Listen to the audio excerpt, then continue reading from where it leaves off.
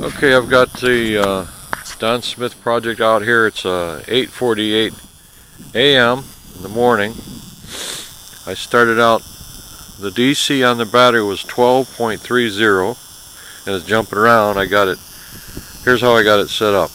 I got it going through a Killawatt to a small 400 watt inverter from the battery, which is 12 volts at 8 amps.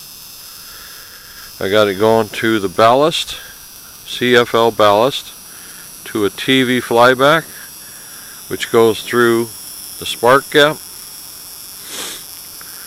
Spark gap goes through this big outer copper coil, and the lamps are taken from the 50 and 50, well actually about 10 or 20 turns clockwise, counterclockwise, where the lamps come in.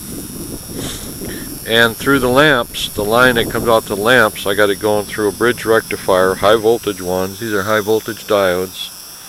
Going through a 320 volt capacitor for a run motor. On a run motor, it would take that type of capacitor.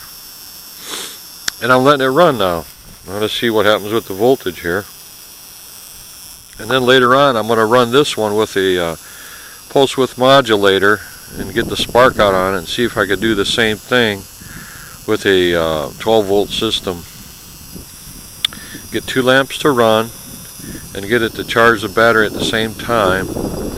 And maybe, only maybe, if I could get it to loop without the battery, with just giving it a boost charge, a pulse charge, and see if it'll run it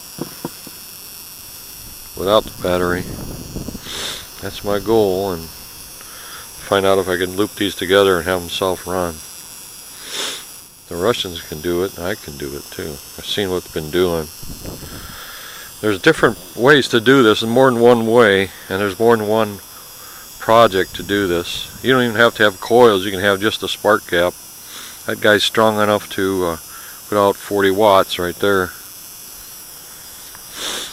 It is using, and they got 112 volts running it. It's running at 360 milliamps at 30 watt, 0.7 watts, 31. So the inverter is running at 112 volts AC at 61 hertz. And now it's been running for a little while. I'm going to cut this camera off and get back with you on this. It's rainy, cold out here. It's about 45 degrees, all wet. And I use this carpet now to cover my project out here until it snows, and I'll probably bring everything in. But I'll be working on a couple of projects today. One indoor with pulse width modulating this guy to get the high voltage out to a spark gap. And I'll probably use this spark gap. It's all copper, like that.